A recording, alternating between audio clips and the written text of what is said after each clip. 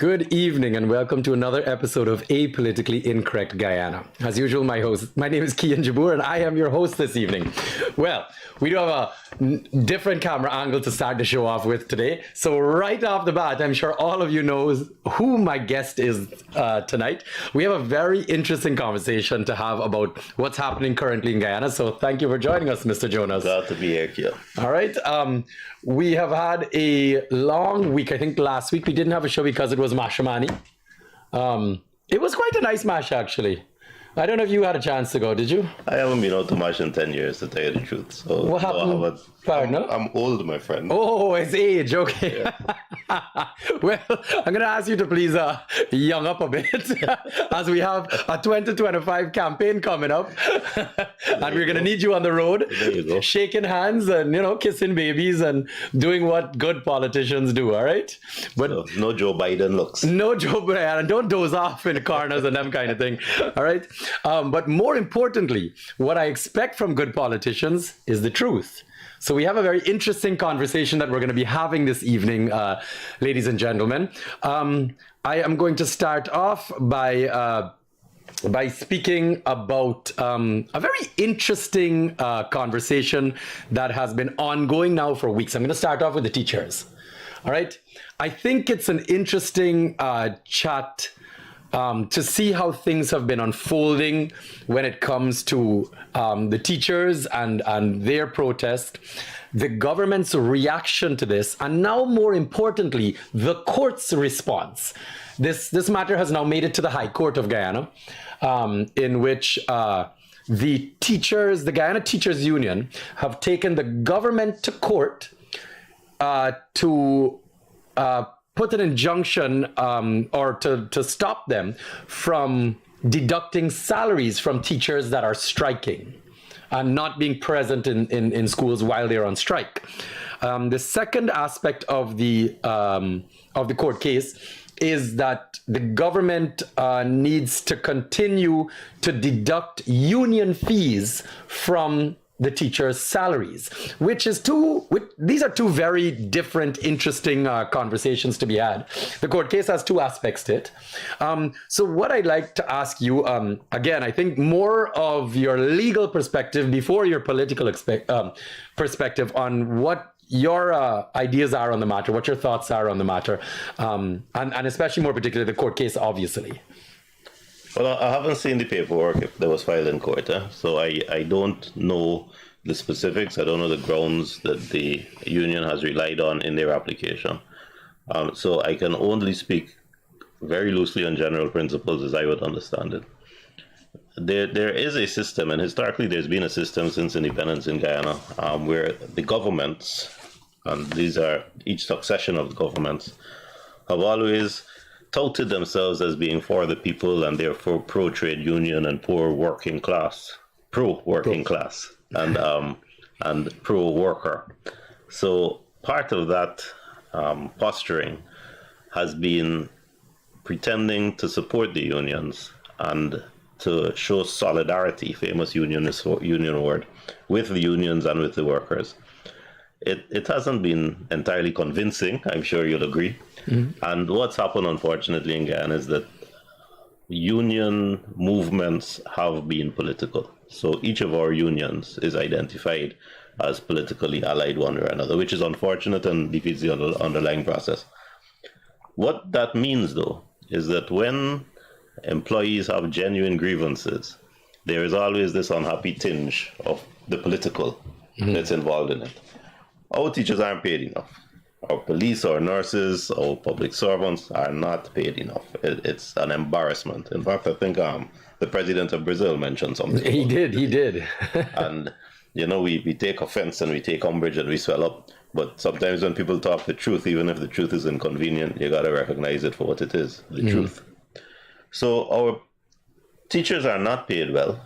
They are doing a difficult job. Their job is more difficult because you got foreign students coming in and overloading the system, and they're speaking different languages, and you have, because the pay of teachers is poor, you often find that the quality of teachers is not what it should be. So you've got a high degree of illiteracy in the schools at the formative stage, and that is a snowballing disaster. Because if you haven't taught a child by 5 or 6 or 7 to read, by the time that child is 10 and 11 and thinking about common entrance, you have a disaster in the making already. Yeah. He is, or she is doomed. And it's hard to dig their way out of that. The conditions that the teachers are working in is unsatisfactory. Too many students in a class, poor facilities in the class. I mean, we can sing songs and write stories about toilet facilities and that kind of lack thing. Of tools. It's atrocious.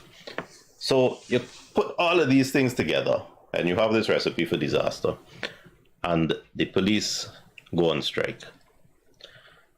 And it's called political. Now, is it political? Of course it's not political. You have a genuine grievance by a group of professionals who are tired of the nonsense that they've been put through and have, power to them, have decided and have shown the backbone to fight it. Is it political? Of course it is, because you have a pro-APNU union and you have a group of professionals who tend to be pro-APNU. And you have a PPP government who is spending money, awarding contracts, building roads, and helping their friends and family, and giving 6.5%. Right. How do you deal with this in our wonderful land of Guyana? Well, what the government did is ignored them, hoping they would go away. And you see, it's easy to intimidate, isn't it? Starbuck News were showing. You send some police to various schools that are empty to make a note of which teachers are not present, which teachers are present. You send out little messages letting them know if they're not at work, we will be deducting your salary. So the teachers now are scared, and they come up with various contrivances to try to escape, to try to pretend that they're holding the strike. So they'll send in sick notes, they get doctors' medical notes and send them in and that kind of story. But that could only last so long. The teachers, nevertheless, despite their fear and despite their vulnerability, because a teacher, given his income or her income, is only a month or so away from destitution. Yeah, there's no savings there. Savings going on. There's no fact. Absolutely, absolutely. And yet these people have shown the courage to keep doing what they are doing, despite the threats, despite the intimidation. And the intimidation has now come in another form, that not only will we be taking away your salary, but we are going to undermine the union by stopping the deductions of union fees from salaries and its automatic revision, its automatic payment to the union. Now, let me tell you, in Guyana, I'm not a big fan of the unions. I find they're bureaucratic. I find they're high-handed. They don't do very much for the people that they're supposed to be representing. Too political. They're more politically interested than worker interested. I'm not a fan of the unions. Agreed. But I am also aware from a practical point of view that if a union is recognized as representing this body of employees, and the employer who has been agreeing to take out the union dues and remit it to the union suddenly stops doing that, that union is very quickly going to go bankrupt. Because the fact is that somebody who's earning $150,000, $600,000, $70,000 a month and sees a piece of that they barely making ends meet coming out to pay a union, they're very easily going to start forgetting to make the payments to the union. With the best of intentions, can't afford it this month, enable next month, don't have time for that the following month, the union will have a problem. Yeah. So it undermines the union. And it is a circuitous and dishonest way to conduct the fight, because that has nothing to do with the issue, which is the teacher strike justified? Are they being paid enough? Are their work conditions suitable? Or should there be a discussion between the teachers and the government to see how things can be made better and to put more money in their hands? Because at the end of the day, that's what it's about. Right. So you don't solve that problem and conduct that fight by threatening to withdraw salaries, by undermining the union itself, or by intimidating, by having people go to check to see who's absent and who's present in the schools. That's not how you do it. And unfortunately, that's where we are. Well, we've entered court now. And I'd like to, before you talk about the actual court matter for a second, I would like to make a statement here that I think everyone needs to understand a little bit. So the first comment I have on those that are arguing whether or not the teachers earn enough money. And I have somebody who has been raised by teachers here. Correct me if I'm wrong. Both your parents were teachers? Both of Mr. Jonas's parents were teachers. Correct me if I'm wrong here, but there have never been, in my understanding or my recollection, any teacher or nurse that have ever gotten into these two professions to get rich. And you know, that's actually a shame, because I think that the teaching profession should be so well respected, and the nursing profession too should be so well respected, that if your child says, I want to be a teacher, you should have the comfort of knowing that the child is going to be have a stable future. Yeah. Get to take his family on a holiday every year abroad. Own a house. Have a house and a car, pay the mortgage, and pay for his or her children to go to school. You know, I've talked about it so often that a very good friend of mine who migrated to Canada, his son wants to be a policeman, and they're thrilled. And the boy has to jump through so many hoops to qualify to be a policeman. But after he's a policeman, he works for 20 years, he gets his pension. The prestige is so much, the pay is so good, the conditions are so good, that if you're a policeman, if you're the part of the Royal Mounted Police, or whatever they call it in Canada, RCMP, correct. It's you're home free. Yeah, absolutely. Now, because of that, the competition to get into the police force in Canada is stiff. Correct. They get the best and the brightest. Their detectives do their jobs well. Their constables and their officers do their jobs well. Crime is low. Crime detection is good. The system works. Everything is reliable. And there's absolute confidence in the police system in Canada, in England. Even in the States where they're too high-handed and too rough and all of that. But yeah, there's a level of security there. Yeah, of course. Where's the trust here? And unfortunately, our best and our brightest continue to go, and that includes our teachers. So that I have memories of excellent teachers when I was a child, and I know all of them who have left, the Trotzes and the Rollinses, who were people that you looked up to and you respected absolutely. And they all migrated. Now, I don't know what the children are enduring now, but I do know that if you want top-class teaching, as Guyana used to have top-class teaching before independence and shortly after independence, you got to treat these people properly. Yeah. And if we don't treat these people properly, they are entitled to go and protest and be out there on the road.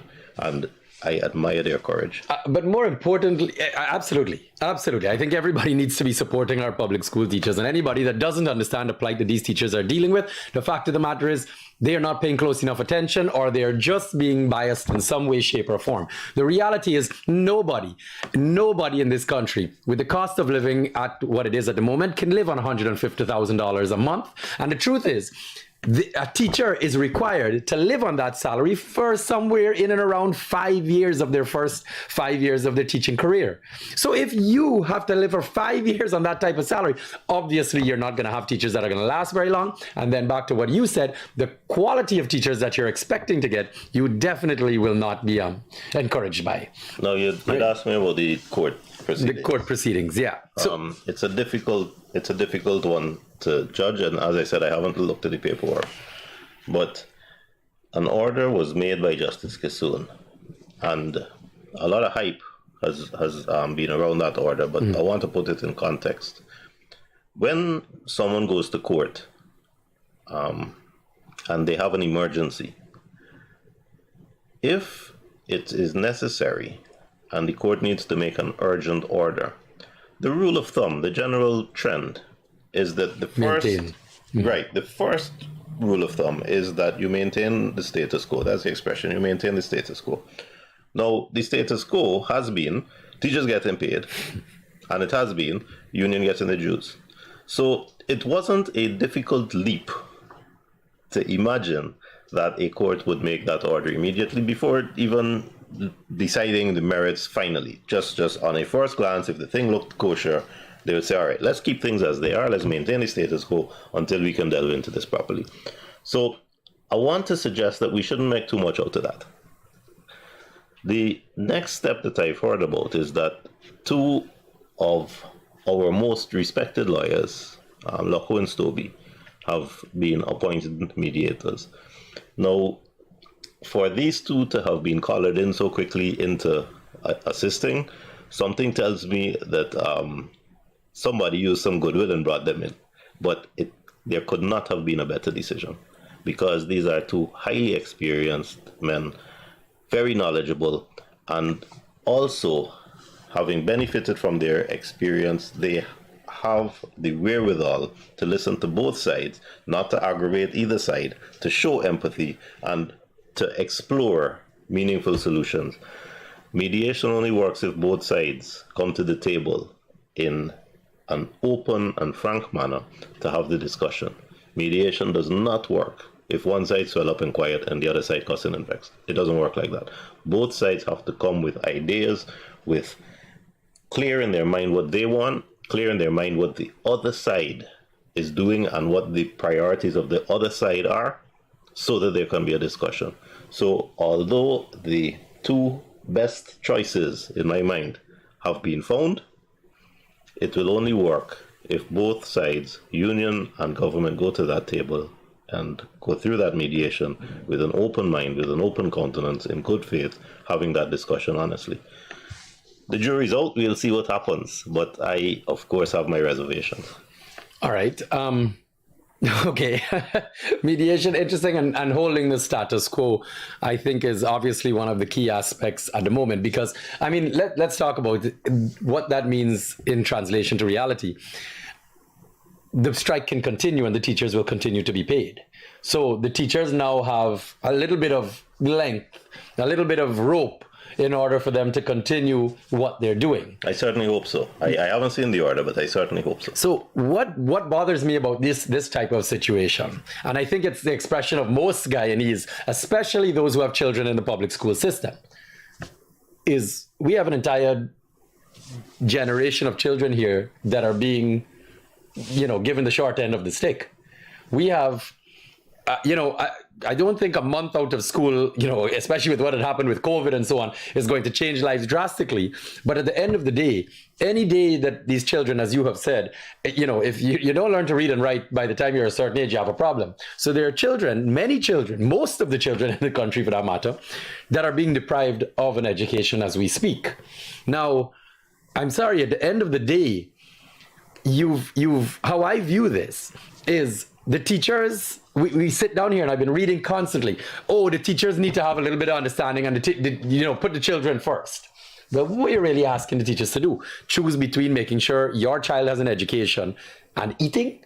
I'm confused by those types of sentiments. Now, what bothers me even more about this scenario is that anybody at any point in time, and I'm curious to this, and I'd like to call on the government or call anybody for that matter that has the ability, an economist or financial experts, social experts, that can determine, for example, the cost of living for someone to live a comfortable life in Guyana. And if the government, for example, would do any type of statistical work, any type of research into that. Now, the question that I have is, why isn't the government saying, okay, let's start with a baseline. Let's bring in an independent international organization that can come into Guyana, make an assessment, and come up with this is what is required for a comfortable standard of living in Guyana.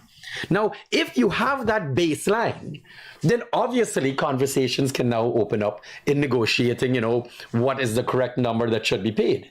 Because at the end of the day, we look around the world, we look around at economic forums around the world. These things exist, do they not? They do, but I think there's a simpler way to find an equivalency. Go ahead. You just got to look at the number of Guyanese teachers in Trinidad, in the Bahamas, in Barbados, in England.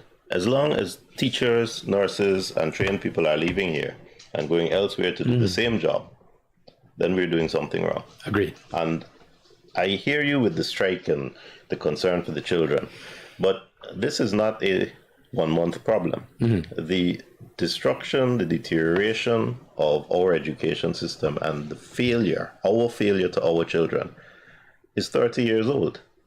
It's not now. Yeah. So when you put those children back in the same schools that do not have facilities, that do not have enough teachers, that are overcrowded, Not an updated curriculum. and you turn a blind Correct. eye, and you realize our results are still the worst in the Caribbean. And That's right. And our illiteracy rate is still nearly 50%. That's right. You know, I got to practice in court, and let me tell you the secret I have. If there's a running down case, the first thing, any lawyer might want to hear this, that you ask the driver is to read something. And you would be astonished how often the driver is illiterate or semi-literate or not functionally literate and holding his driver's license, and then you ask how you get up.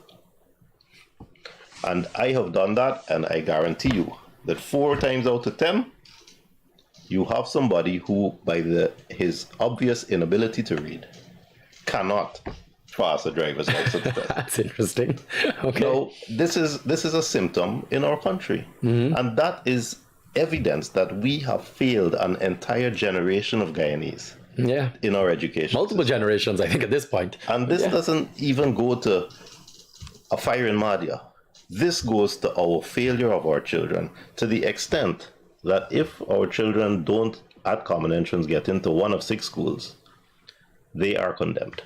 And that is such a tragedy. It's a national tragedy. It's a national embarrassment. And it all arises from the fact that we have been mistreating our teachers for the past 30 years. More than that, for the past 50 years since Burnham destroyed the economy in the 80s. Absolutely. I'm actually going to go a slight step further with that conversation. That it's just something that always kind of floors me with the statistic that I constantly watch every year that these governments, both governments for that matter, please, this is an APNU PNC / PPP sickness. Like it's despicable to me.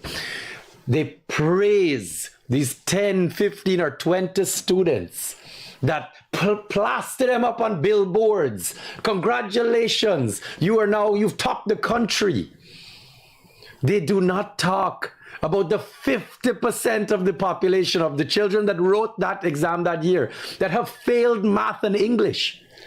And they also don't tell you that those 15 who did so well didn't do it because they got their education from the Ministry of Education system. They all went to lessons. They were all carefully nurtured by their parents, and they were carefully taken care of step by step through a system of lessons that is so comprehensive and all-encompassing in our country that the school system is irrelevant. None of those students can point to a teacher in the public school system and say, in this system I've succeeded. And until they can do that, our education system is a failure. I'm gonna give you one more that these are things that grind my gears, Tim. So I've had this conversation so many times, and I know there are the people out there that I've had them with, and they've come and they've looked at me and they said, I'm sorry, you were right. The first thing I said is this education system is going to crumble sooner than later. And please mark my words, the next thing that's going to crumble are the nurses and health system. I'm calling it now, I'm saying it now on TV, okay? I want you all to know that I have said it here first. The next system that's going to crumble is the health system. But before I get into that, I'd like to show you the little signs that have showed me why I thought this education system was going to crumble. So despite the 6.5%, despite these teachers, this government plastering up these 10 or 15 students that have done well, you know what I've taken into like amazing observation on? You know, this government, every single time this government builds a new school, it is plastered everywhere. They wrote it down in the budget. We can have 75 new schools in this budget. They talk about these humongous buildings that they're building. Don't let's ask about who's the engineers within the Ministry of Education. I know a lot of you got a good laugh about that. You see Priya Manichan, Ministry of Education, cutting ribbons. You see the president himself cutting. Look at these new schools we're building. Now my question is, if the kids and the education are what you care about so much, then how come our curriculum has not been altered in this many years? How come nobody has sat down and revamped the British system that they claim we are using that is so highly praised? The British don't even use anymore. So my question is it a building that this government, keeps praising themselves for that makes our children successful in life? Or is it the actual education that's being taught in these buildings? Because I watch this over and over and over, and I'd like to ask the public this. What do you think is important? Because if it's this infrastructure boom that the government claims is going to transform this country, then I'm sorry. What exactly are we, trying to say about the human capital of this country? What exactly, if you got, you had such a famous line many years ago, the people can't eat road, right? They don't eat tar. So what's going to happen with all these roads, all these schools, all these buildings to the people? Well, it's funny. I agree with you to an extent, but I have a reservation. Tell me. There's no doubt that the building of a school is no different from the building of a road or the building of a bridge. It's a contract, and unless it's done transparently using the processes that we know are not used, there's always the danger of corruption and a kickback. So to say you've built a school is not to say anything as far as I'm concerned in the context of Guyana. Insofar as you talk about the syllabus and the content of what should be taught in schools, that syllabus equates pretty much throughout the Caribbean. And I believe, from looking at it, that its basics are pretty sound. What needs to happen is it needs to be taught well. If you speak to a student out of Jamaica or out of Trinidad or out of Barbados, you are immediately confronted by somebody who is articulate, who has public awareness, who has general social interest, who is looking at what's happening in Palestine and Gaza, and is looking at the presidential debates in the States and has a sense of things. Okay. Is not insular, but they have the same education syllabus that we do. For Caribbean exam, exactly. So the issue to me is not the content. And I myself have had the experience of doing a comparison of a Guyanese child taught with our syllabus transferring to the American system. And they're far ahead. They're far ahead of their own age group in the States, not in England. Right. But then we inherited the English system, and the English are teaching their system much better than we're teaching it here. Right. So in terms of the content of what is taught, I think that, yes, there's always a nudge. You always can improve. But I don't think that there are fundamental difficulties with it. I think our problem more is with the fact that it's not being taught, and that a focus is not being on the treating our teachers well enough to ensure that only top class people apply for the job so that there is competition to be a teacher. If you don't pay people, the inevitable will happen is that the best folks will go and do what they can do, and then you get who's left. Yeah. And I think we have been seeing that. There are good teachers in the system, but we are seeing too many cases where the teachers are not able to mistreated. give. Absolutely. I am aware of situations where teachers are going to get second jobs because the teaching job isn't paying them. I know of a teacher who is works at a taxi station, is the dispatcher at the taxi station as his second job. I know of another one who works in a snackette cooking food on weekends as a second job. One of them just came to my house and did the census 2 years ago. They walking around after classes, 4 o'clock in the afternoon, and asking me questions about where. I said, what do you do for a living? Oh, I'm a teacher. I just got off work. Now, if they're doing that, it means that the time that they should be spending preparing for a class, thinking about how to solve problem children, because you always have new situations as a teacher. I taught at QC for a number of years. Yeah. You always have new situations, new particular students who have particular needs. Absolutely. And you have to problem solve. And if they're dispatching at the taxi service because they have to make ends meet, they're not thinking. They come into school tomorrow tired, they come into school tomorrow irritable, they come into school tomorrow unprepared. Absolutely. And the child gets left. And it's not their fault. Yeah. we're going to move on to the next topic now, which is even going to be more interesting. It's the Qatari hotel being built. But before I do that, I would like to say, on the topic of curriculum, I hear what you're saying, and you're right. There's no question that the Caribbean curriculum that's being used right now is producing successful people out there. There's no question about that. All I often do, though, is compare, for example, curriculums across European countries or the Asian countries. And I sit down there and I say, well, listen, if I'm watching Denmark, Norway, Sweden, the Scandinavian countries excel and flourish, Germany, etc., move through this world when it comes to sustainability, when it comes to standard of living, when it comes to, all the various aspects, financial success, if you will, as a benchmark. And I look at what those countries are excelling in, and I look at then the Asian countries, some of the most sustainable countries in the world, fastest developing countries in the world. Just so everybody is clear, Guyana, yes, is the fastest growing economy. That's not because it's sustainable, right? It's because we were so far down.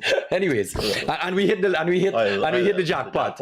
Yeah, we hit 10 jackpots all in a row. But nonetheless, I sit down there and I challenge the reality that our curriculum should not be updated significantly, even throughout the Caribbean. With that being said, that's an entire other conversation. Yeah, and I think that debate can ramble on as future opportunities. Nonetheless, I'd like to switch gears for a second now from education. We have a very interesting, complex political, social issue occurring with a project that is being touted as a major development project. And one side is saying, we appreciate the effort. We do believe these things can happen, but we don't like the manner in which, or we don't agree with the manner in which, or we don't think the manner in which this hotel is being built is legal. They're also arguing that there are other ways and areas that could have been put to create economic sustainability in other parts of the country. The argument is that the land that this Qatari hotel is being built on, which is on Carifesta Avenue along the seawall, is illegally being given away. There's the green space argument that they're taking away, green spaces in Guyana, environmental spaces, social spaces. And then there's the flip side, in which people are saying, well, it's going to bring jobs. It's going to create foreign investment. It's going to develop our country for tourism, and all in all, it's going to beautify the country a little bit more and giving the people of Guyana more facilities. I guess much like the Marriott did. But no, sorry, that was a little joke. It was a little bit of sarcasm. Nonetheless. These are the two arguments that are ongoing currently when it comes to this Qatari hotel and this group called the Assets Group. So the conversation that I'd like your opinion on is, I guess we could start off on a very very general context. You look at this project and you go back and forth in your mind as to whether or not this will benefit Guyanese, or this will benefit a certain group of Guyanese, or whether or not it will have a negative impact on our society. So my question to you is, what side of the coin do you land on this? We're going to talk about some facts after, but on an overview of this project, what's your opinion on what's currently ongoing with this major investment by the Qataris? If we're talking about the economics of it, I am worried that Guyana was presented with a secretive, hasty, last-minute arrangement that nobody knew about until the very last minute. We were given information piecemeal, and we still don't know the facts. And all of that smells wrong, especially with what we know of Guyana. I bear in mind that after the 2015 elections, a lot of PPP personnel were prosecuted for misfeasance, wrongdoing, misconduct in public office, and the basis was sale of land, sale of government land, sale of state land. We saw new challenge, yeah. After 2020, a different set of people were prosecuted for misconduct in public office, turning around sale of public land, sale of state land. Now, the land in question at that time, I think one of them was the same Marriott hotel you just mentioned, and others were properties in Pizzas Hall and around the place. For me, what the real tragedy is we are now seeing a sale of a part of Georgetown and a part of Guyana culture, a part of our historical culture, something that is close to everybody who has grown up, who lives, works in Georgetown. Can I tell you something? Every city you go to has its landmark, has its feature that is recognizable and identifiable with that city. You got the Eiffel Tower in Paris, you got Central Park in New York, everywhere. Yeah, absolutely. Georgetown has Thomas Lands. If you're coming from the East Coast and you go through Kitty, you come out at the roundabout and you're confronted with this beautiful open expanse of open land, wide sky, vegetation. Ocean. Ocean on your right. It is about 300 acres that got schools like Queen's College, Richard Ishmael, St. Joseph's. Going north, it got some of the unions own cricket fields and that kind of thing. Then you got the national park, and then on the other side of Carifest Avenue, you have a line of football fields and cricket fields given to us, and they're in existence since before independence. So somebody decades ago had this vision, and it has become Georgetown and Guyana's culture. Look, I played football and hockey on those fields in Carifest Avenue. I am sure that Guyanese will remember, because we're a sports-loving people. You go in the national park and you play rugby or football, or I'm no cricketer, but people play cricket, and you run until you can't breathe anymore and you throw yourself down on the ground in total exhaustion. Or you go to the standpipe, be next to the stand, and you drink, and then you go and you lie down in the field and you look at the sky and you look across, and there's the seawall and there's the sea, and you have this wonderful open expanse that is what defines Georgetown, is the characteristic of Georgetown. That's my culture. Before me, my father did it. After me, my children might not be able to do it, because we got some politicians with small horizons, with grubby hands, that want to take this away from us. And you know something? There's nothing we can do about it. And to me, this is probably the worst tragedy that I have seen in the last 4 years, because I grew up taking it for granted, and I grew up looking at that beauty that is Thomas Lands, walking on that seawall. Cyclists, they block off the road and cyclists ride around, going up Carifest Avenue, going around on Thomas Lands, and going up Lisinjan. Runners running from the East Coast, long distance run, race there. After school, children go and play sports in the Saints ground, Everest, NIS ground. In my day, I don't know if they still do it, Pele and Santos used to go and play at the NIS ground. This is our culture. We've grown up knowing this and taking it for granted. And later on, I want to discuss the legacy of the man who made this possible. But we are the happy recipients of the benefits of the generosity of people who came before and provided this for us. And we now have short-sighted people who are saying they're going to take this away and they're going to put up some edifice so that you can no longer stand up in the national park and look across and see the sea. You can no longer enjoy the breeze from the seawall. And they're saying that it's necessary for development. What's going to be left of our culture? What's going to be left of the things that are beautiful and memorable in Georgetown and in Guyana if this is allowed? One thing I can promise you is that the people who conceived taking away that beauty never played any sports on those grounds. They never kicked the ball. They never scored a goal. They never hit a run on those grounds.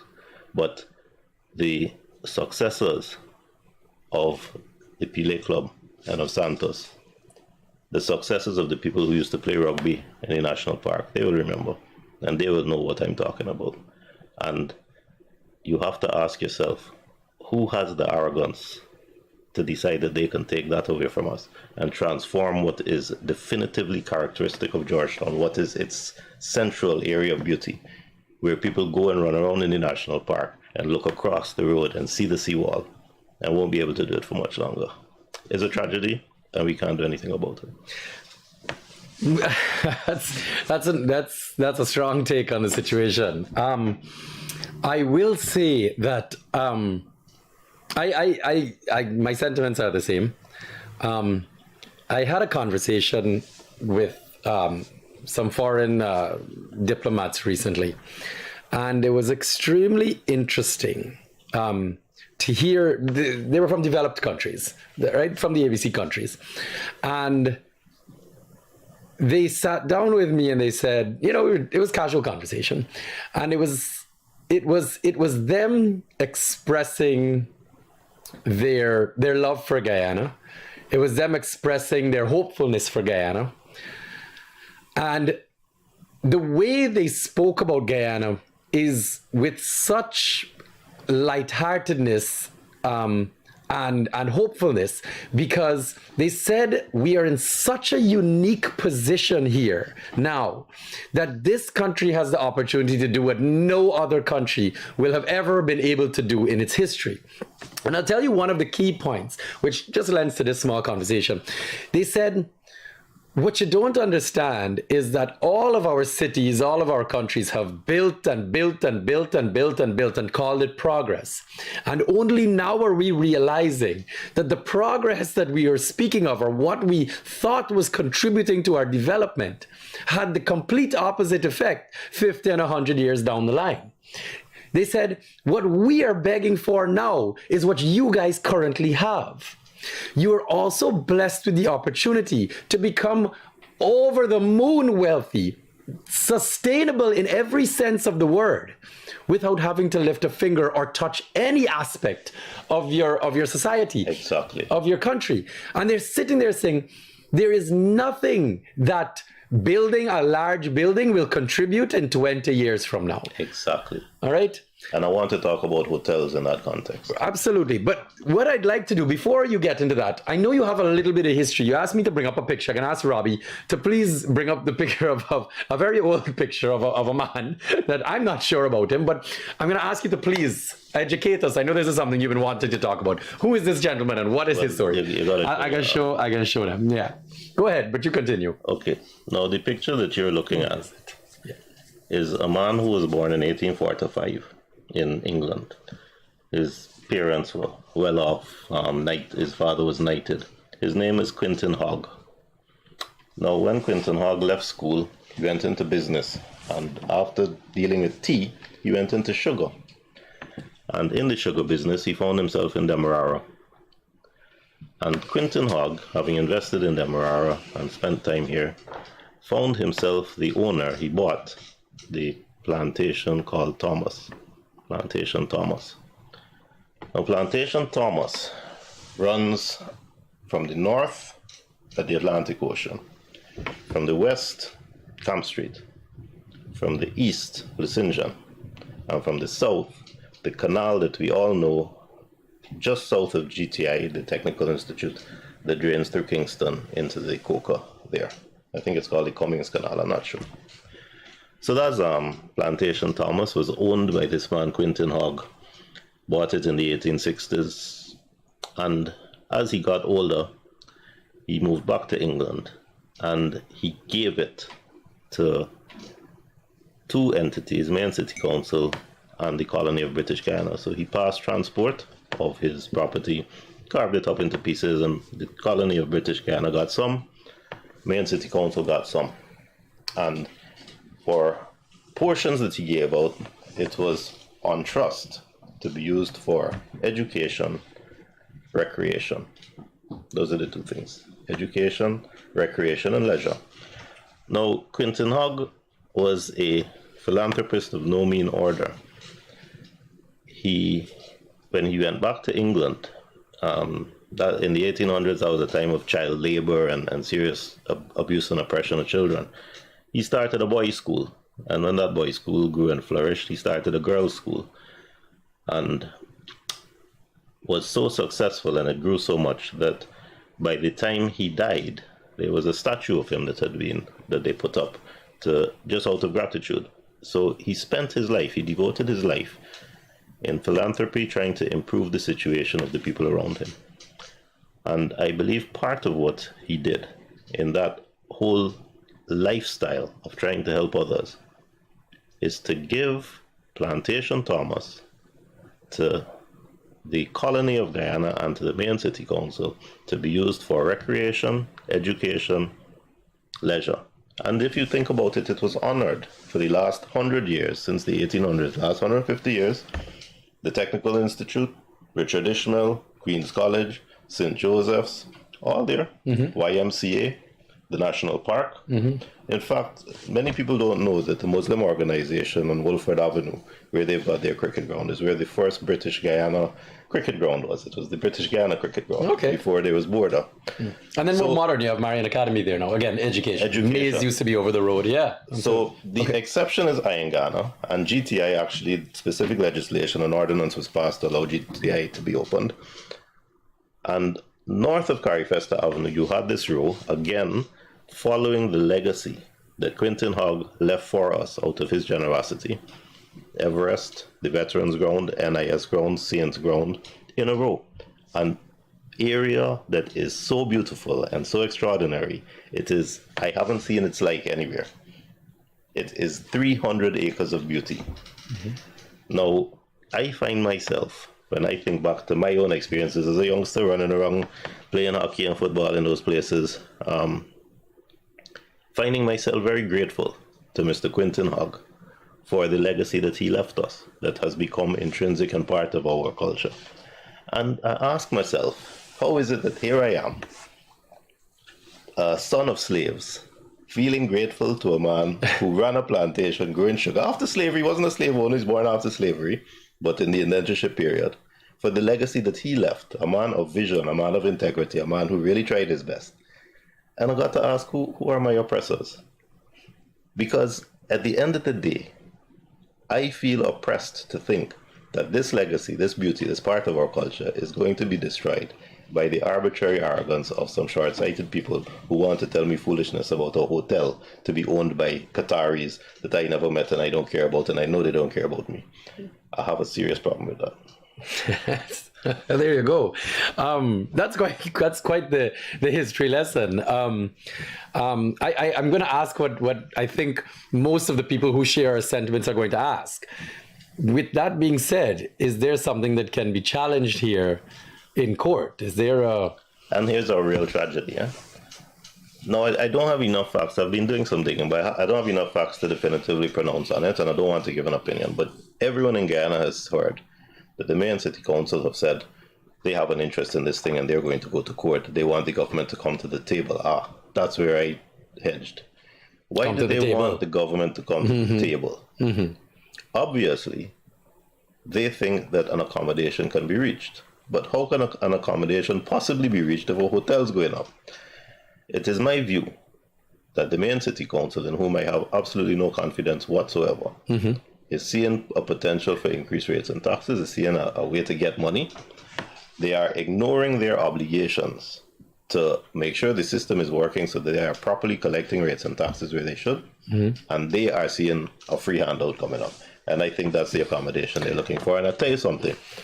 So far, we've been quarreling with this plan. And I know people talking about green spaces. Let's talk about green spaces. We need to bear in mind that this APNU Main City Council, back before 2015, had to be stopped when they were trying to cut up the green space by Epping Avenue to divide it into house lots. Right. And to cut up the green space in Bel Air and divide that into house lots. They have the same myopic view and the same grubbing mentality, covetously looking at a little piece of land to see if they can sell it for personal gain, personal aggrandizement, and ignoring the beauty that is our culture, that is what is represented in Guyana. So you got 6 of one and half a dozen of the other. And I don't want to make this about the government and Qataris, because the other side has demonstrated they're just as rotten. Gotcha. I couldn't agree more. It's identical on both sides, as we continuously see over and over in this country. I'd like to point out something very quickly before we have 5 minutes more, but this is very important to me, and I'd like your opinion on this. The government of Guyana, I'm going to ask Ravi to pull it up. The government of Guyana, with this Qatari hotel, the government of Guyana has decided, as you can see up there, to give the Qatari hotel a 10-year tax-free ride in Guyana, meaning they'll be paying no taxes for 10 years. The Assets Group, just to read the article, Assets Group, which is the Qatari group building the hotel on prime green space land along Carifesta Avenue, Thomaslands, Georgetown, will get a tax-free ride during the first 10 years of its business in Guyana, according to Vice President Barrett Jagdeo. So my question, no, I didn't scram now, but nonetheless, what's your take on this? I mean, I could talk to you as a businessman here. Well, if they're given 10 years tax-free as a foreign company, how come myself as a local-owned company can't get a tax-free break for 10 years? Can't even get a duty-free to bring in a proper vehicle? I'm curious to know what your thoughts are on that. Well, that's where the economics of it, to me, become sinister, become problematic. I don't understand the motive to give any incentive to any foreign company that wants to build a hotel. A level playing field should be arranged that creates a fair business environment for everybody. And I'll tell you why I say this. Right now, there are about 8 different applications for hotels, and hotels going up all over the place. Hotels are full in Guyana, and foreigners are coming in, and there needs to be more hotels. That doesn't mean you give an incentive for the hotel. That means there's such a demand for hotels that people will come begging you to build a hotel. That is what supply and demand is about. We don't need to incentivize these people. There are applications and people want to build hotels all over the place. There's a hotel going up in Liliendal. There are applications for hotels along the Ogle Estate Road, the new road that is going up. There's a hotel going up next to the airport, next to the Chedijagan airport. There are hotels going up along the East Bank. There are hotels going up everywhere. Right. Why do we need to give away a pristine piece of beauty in Georgetown and block our seawall breeze from the national park for a hotel and then talk about a 10-year tax-free incentive? People are begging to come in. And this is the thing with a hotel. You don't go and build a hotel in Bush because nobody wants to go there.